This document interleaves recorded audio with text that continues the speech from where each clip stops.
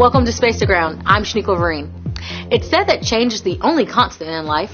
Aboard the International Space Station, change will be coming with the departure of one expedition and the arrival of another.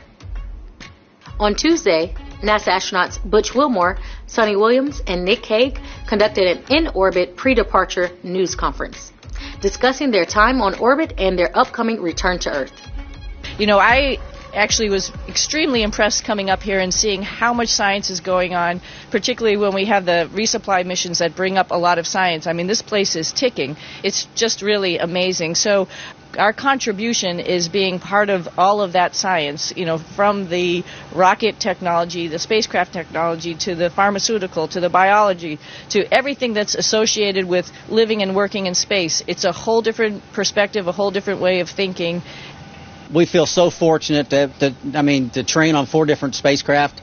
A test pilot's role is to prepare spacecraft, aircraft, whatever it is, for those that follow. And I think Sonny and I, even though we only rode uphill, we only did our tests uphill, I think we've done that for Starliner.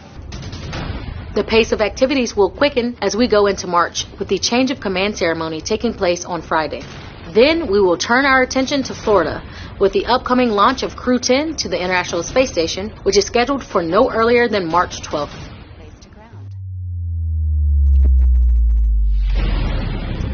Al Khan, Chief Engineer on Ops. Y'all select the landing. We're on the moon. Carrying a suite of NASA science and technology, Firefly Aerospace's Blue Ghost Mission 1 successfully landed on the lunar surface this past Sunday. The Blue Ghost lander has 10 NASA science and technology instruments aboard that will operate for about 2 weeks. And on Thursday, another lunar touchdown with the Intuitive Machines IM-2 mission, landing NASA instruments at the moon's south pole. As we set our sights towards our next celestial footprints, the work being performed on the International Space Station continues to serve as a testing ground for some of the technologies that will be needed for future missions to the moon, Mars, and beyond. Back on the space station, the research continues with a little gravity. NASA astronaut Don Pettit placed a temperature logger into the confocal microscope for the cell gravity-sensing experiment. Recent spaceflight experiments have revealed that individual animal cells can sense gravity. However, how cells can sense gravity is largely unknown.